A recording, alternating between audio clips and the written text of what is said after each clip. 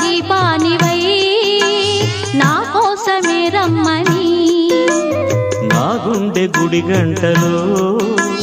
నాదానిది నీవని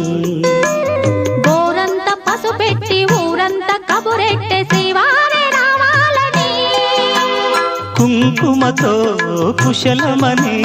పారాణే పదిలమని దీవించు దేవుళ్ళే మన ఇంటి వారని